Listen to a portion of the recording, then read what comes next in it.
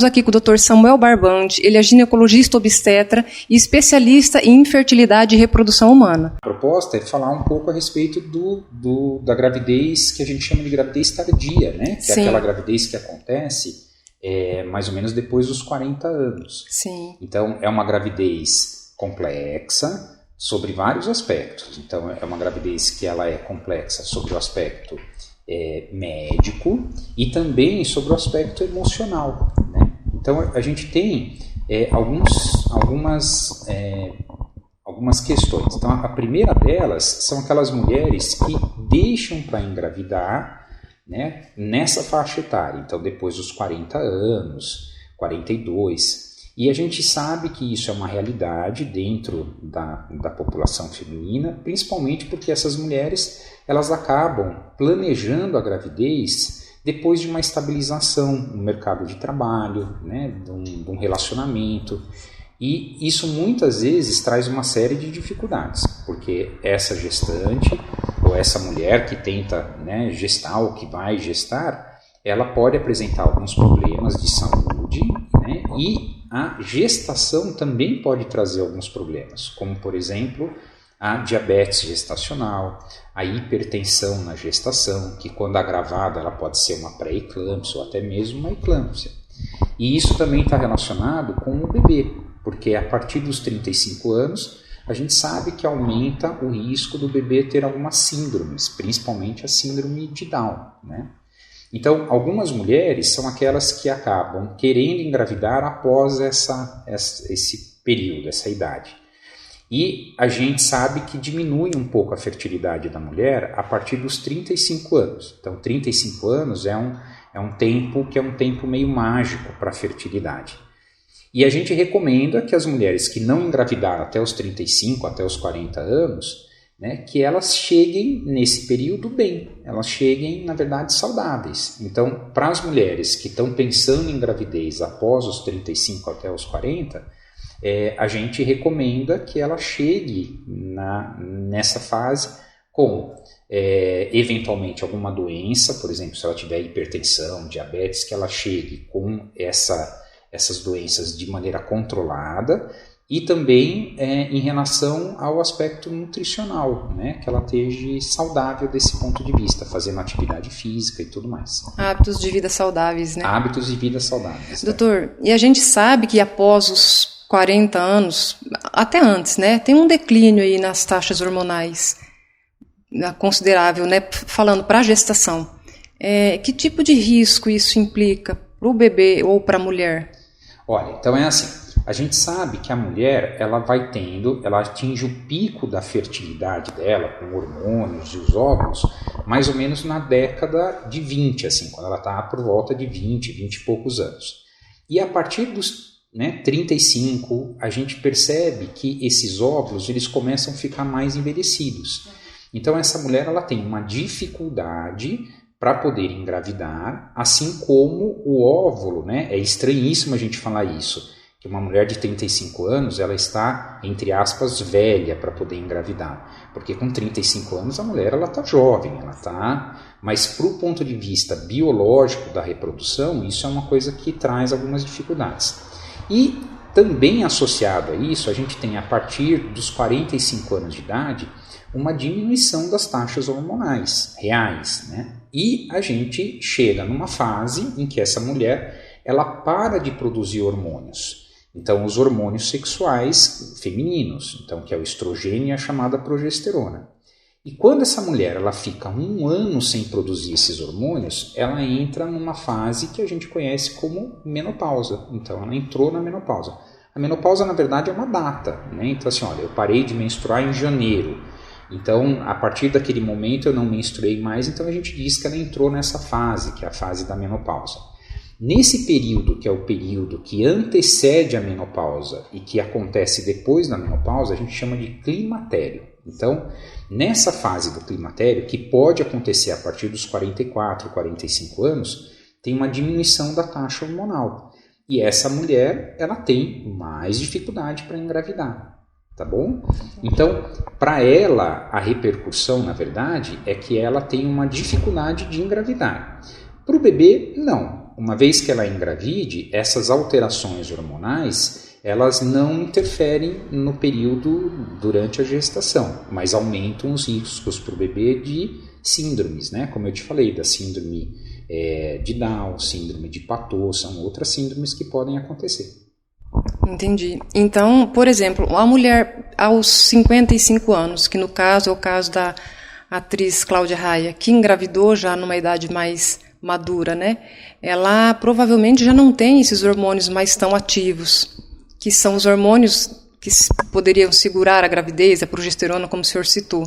Como que faz nesse caso? Como que é feito de forma externa? Como que é possível uma gravidez se manter após uma menopausa? Ok, perfeito, Esther. Essa é uma pergunta que tem gerado muita polêmica aí no meio. Primeiro que a gente não sabe direito o que aconteceu, né? Então, assim, se ela estava...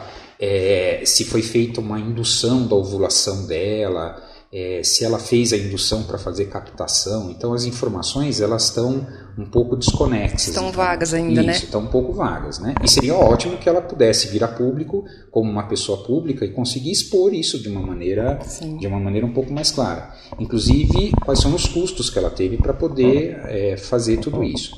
Mas a gente sabe que uma gravidez espontânea, isso é, sem nenhum tipo de tratamento aos 55 anos de idade, é uma coisa muito rara de acontecer, é extremamente rara de acontecer. E normalmente nesse período, né, a mulher, para ela engravidar, ela precisa fazer uma fertilização, ela precisa entrar num processo de fertilização. E normalmente aos 55 anos, essa mulher ela não tem mais reserva de óvulos. Então a reserva ovariana dela está muito baixa.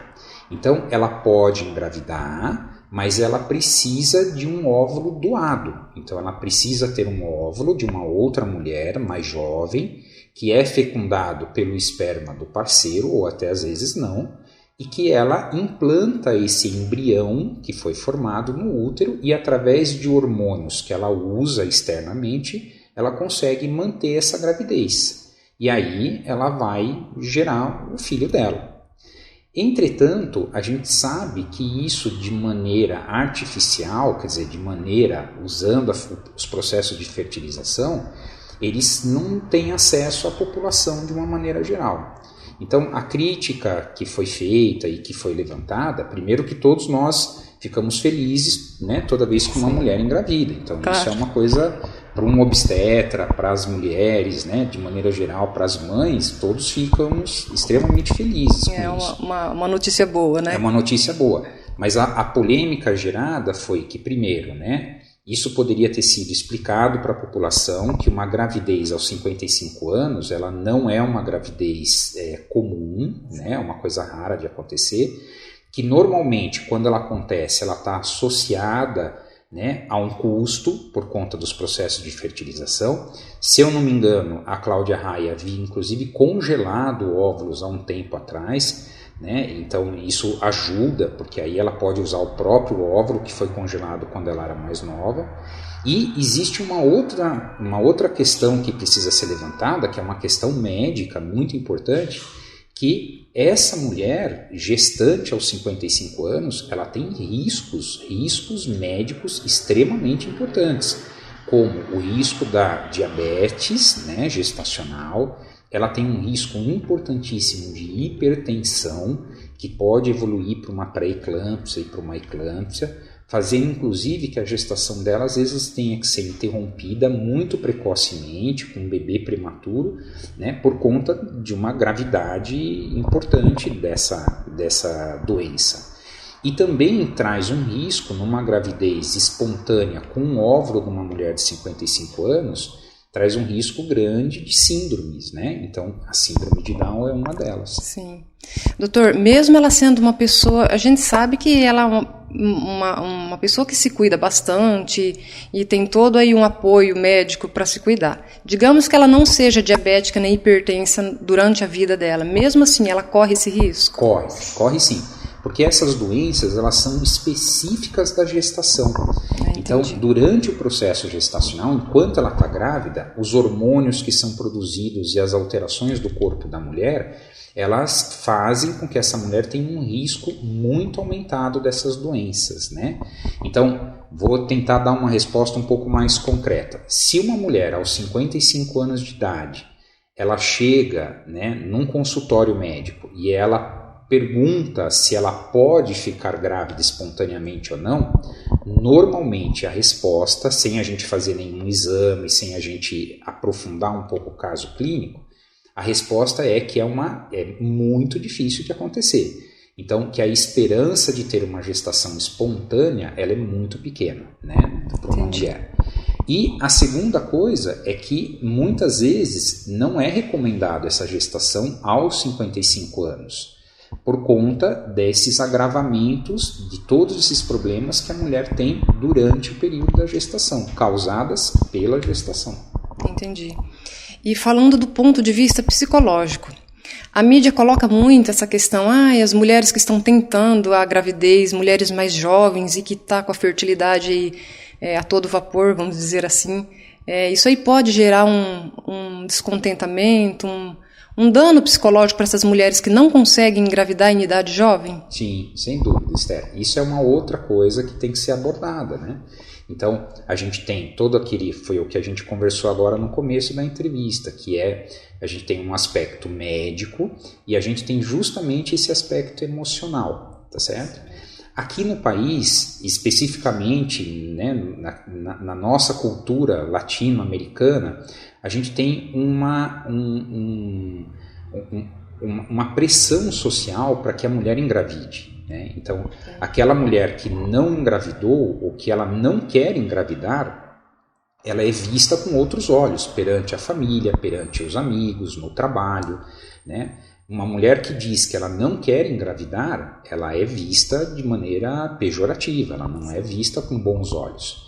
E isso é um erro nosso. Né? É um erro porque o momento da mulher engravidar é o momento em que ela deseja. E se ela não se sente, né, segura, se ela não se sente bem, se ela não tem um parceiro, se ela por alguma razão ela não quer, e é uma razão pessoal, que a gente não tem inferência sobre isso, mas se ela não quer engravidar, ela não precisa engravidar para ser aceita na sociedade. Claro. Né? E o outro questionamento que foi feito, que foi levantado com a gravidez da Cláudia Raia, por exemplo, é justamente isso. Existem mulheres que nunca ficaram grávidas, que não conseguem ter acesso aos tratamentos de fertilização, que apesar de serem doenças, não são cobertos, né, pela Agência Nacional de Saúde. Essas pessoas, elas ficam a ver navios, elas não conseguem, essas mulheres ficam frustradas porque elas não engravidam espontaneamente e não têm acesso ao tratamento. E isso, claro, que gera um transtorno, né, mental, um transtorno emocional muito grande. Muito grande, né? A saúde mental já não está legal ainda com essa notícia, a mulherada vai dar uma... Complica mais vai dar ainda. uma balanceada aí. Mas, doutor, muito obrigado pela sua participação. Nós agradecemos em ter o senhor aqui. Tá bom, Isabel. Muito obrigado pela oportunidade.